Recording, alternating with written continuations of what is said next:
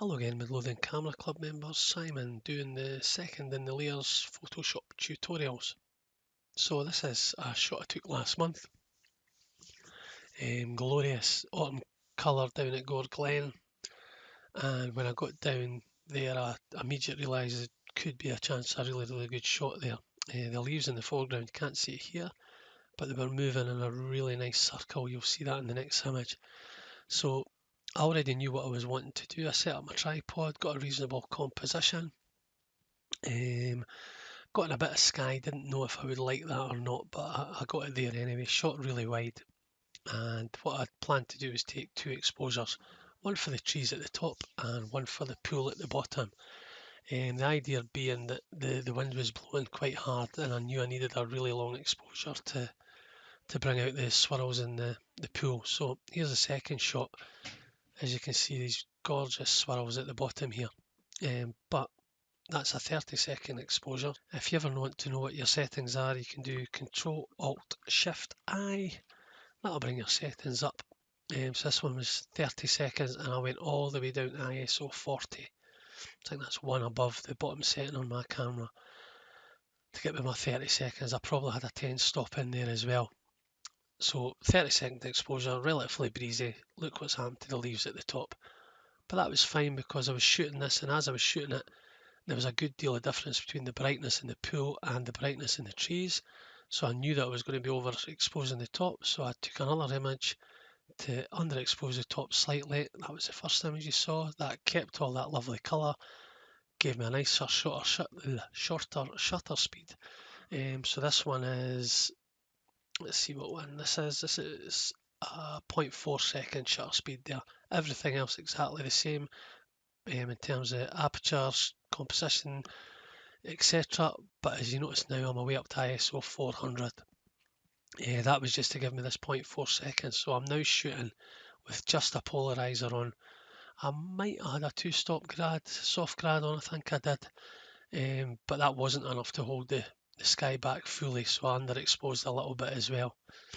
So I've exposed this basically, I've edited this already, got it what I want in the colour in the trees, and I've already decided as soon as I saw it on the computer screen, I don't like this bright area at the top, so that's going to go at the end when I crop.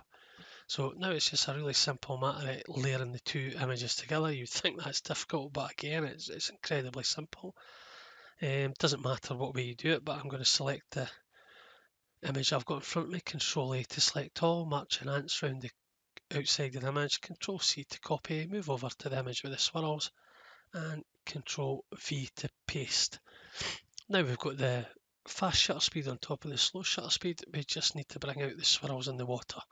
So I'll show you another tool. This is quite similar to the last one, but I'll show you another tool which is really useful for getting large areas of the image out. So same again, let's hit the mask tool, get our white mask. So all we're seeing is this top layer. It's white, so if we want to make the bottom layer show through, we need to be black. So I'm going to click the little arrows. Now we've got black up there, and I'm going to draw a gradient. So if I hit G on my keyboard, you'll see the gradient tool appear up here on the left. And now I need to draw my gradient. So it's a fairly straight line going along here. I'm going to hold Shift on my keyboard. What that does is make sure my line's perpendicular. I'm going to click at the bottom of my gradient, draw up till I get to the top, and then release, and boom, as if by magic, my water appears. Now it'll not be perfect, I've got to do a little work, but instead of brushing the whole area in, I've got most of it done correctly. Now I'm going to move on to my brush tool, so I can select up here or press B on the keyboard. Anything I do like this, I always zoom into 100%. So really useful shortcut that I've said before. Control Alt 0 on your keypad, your keyboard. That'll zoom into 100. Hold down the space bar, drag the screen, and that'll get you to the areas you want. So I think this image, if I brush in here with my black, actually that must have been quite static, or my gradient's taken care of it, so that's good. Again, I'm just going to go around, there you go. So we'd missed a bit with the gradient there. Just going to add the bits in that I've missed. Simple as that. There we go.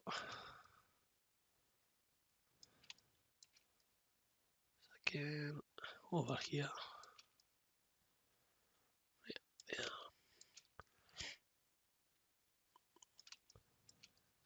that should cover it all. You can see now very small, but we've actually added to that gradient quite a bit. I think we missed this bit. Yeah, that's pretty good. So we've got a choice here because the water was flowing relatively slowly in this, because remember the top half of the image is a 0.4.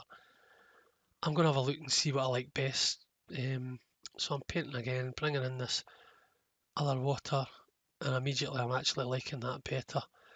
And this will work better anyway.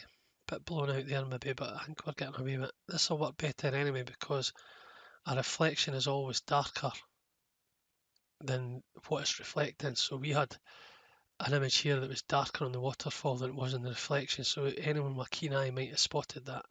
So again, we're just drawing in that water. I like the white better. It just makes the water more obvious. We'll get some of these streams down here as well. It's also got the added advantage that because it's a brighter image, we can bring a little bit more detail out in this wall. So we'll do that and look at those leaves come to light. So that's fine.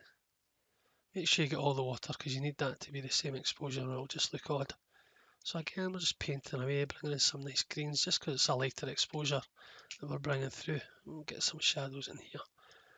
So again, Control 0, and then that's it. That's basically my image finished, barring cropping.